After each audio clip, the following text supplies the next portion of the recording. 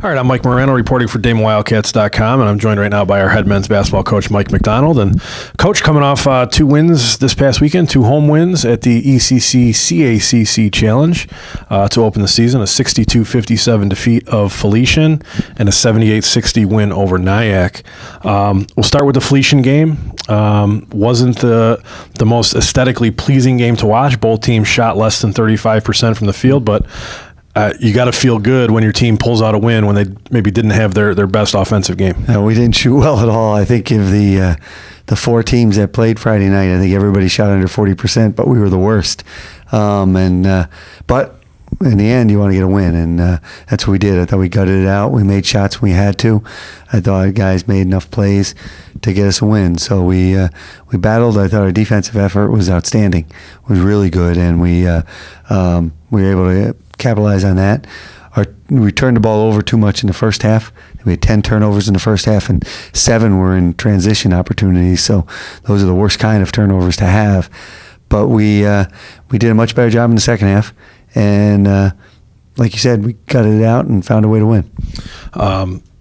Talk about the defense that you guys played. You held Felician to 57 points. They're a team coming into the season. They have Terrell Spalding, who's the leading returning scorer in the CACC, averaged almost 19 points a game last year, and he got 16 points for Felician, but it came on 7 of 20 shooting.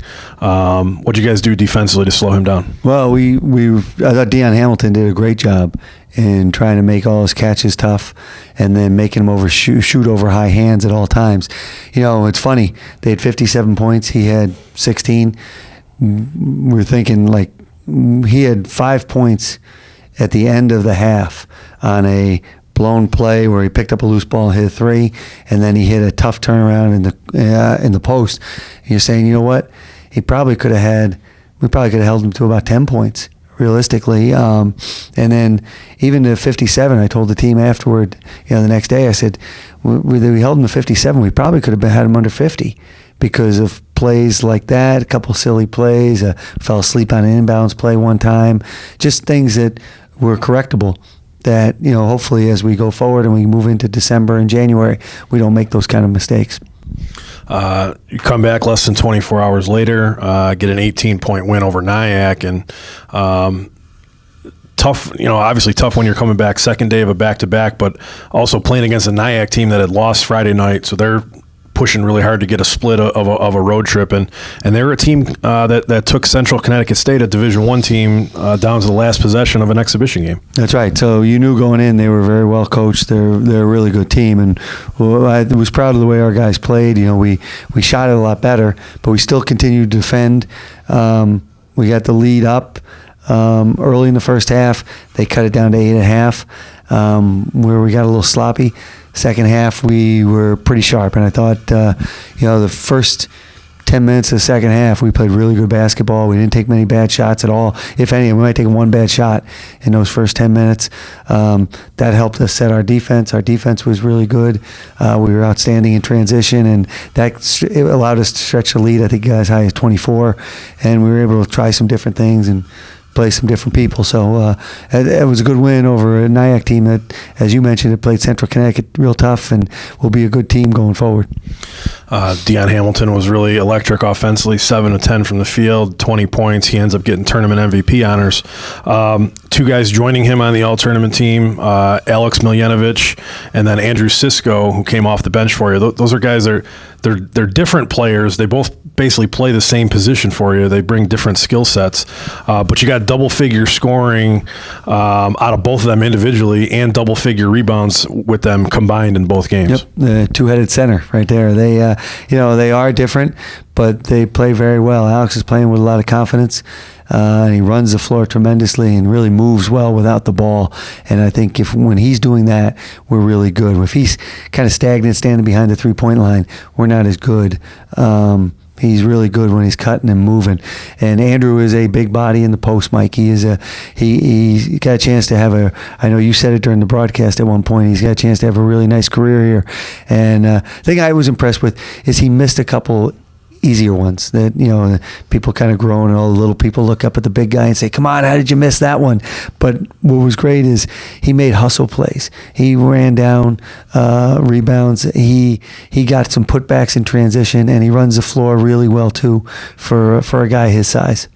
Yeah, no question. Very, again, I said I guess you're scouting me on the broadcast too when you're watching the game film, but he's just so. He did a pretty good job. Oh, thanks. I'll give you like a B-. Okay, all right, I'll take it. He does such a good job, and just so impressed with him every time I see him play. Got such a nice soft touch with his jump shot, and as you said, he moves well for a big guy. So, one guy that didn't make an all-tournament team, but I think had as much to do with your success, specifically the Nyack game. I mean, if Dion hadn't played so well, I think you would pick Darius Garvin as the player of the game in the win over Nyack.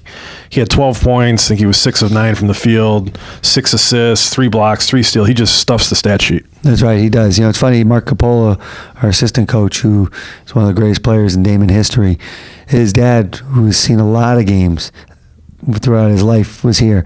And he walked away, he said to me, 12's your best player. He's your best player. And I think, we talked to Garvin about that. We're good when he's aggressive, when he is trying to kind of impose his will on the game a little bit. Not just try and shoot or anything, but just do everything. He can really fill a stat sheet. He can help us in so many ways. He handles the ball. He passes it. He can defend. He can rebound. He blocked shots the other day. I mean, he can do all those things. And that's what we'll need going forward, for him to be able to check off all those columns for us to be good. Looking ahead to this week, you guys will wrap up a 4-game homestand here to start the season. You've got Mercier coming in here tonight, talented team out of the Pennsylvania State Athletic Conference, and then Wilmington, a team that's picked at the top of the CACC, coming in here Saturday. So I guess right off the bat, let's, Mercier, what kind of challenges are they going to present for you? Well, Damon as a whole has not had a lot of success against Mercyhurst. They've really had our number and through the years, and they're very well coached. Gary Manchell is a tremendous coach. They play a matchup zone defense that can get teams to stand around, and if we stand around a lot, we're going to be in trouble. And then they have a lot of guys back who've scored a lot of points. And so they're going to be one of the better teams in the PSAC, and we're going to have to really play well to compete against Mercier tonight. Yeah, Mercier is a team that's 2 years removed from their first ever PSAC championship, so some pieces back from that squad for them this year. And then Wilmington, they had a really nice season last year, really led by Tierre Ponzo Meek. He was the leading scorer in the CACC last season. He has since graduated, so have you begun looking at them and what their returning pieces Here's are? all you need to know about Wilmington. They beat LIU Post on Saturday. So everybody who was an ECC fan knows that LIU Post is one of the best programs in our conference. And they lost to Wilmington on Saturday. So we're going to have our hands full with them too. Well, we will have you covered with all the information that you need at DamonWildcats.com. Damon against Mercyhurst tonight, which is Tuesday, November 14th, a 7 o'clock start here at Lumsden Gymnasium. And then Saturday's a 2 o'clock start, again at Lumsden Gymnasium for Damon against Wilmington.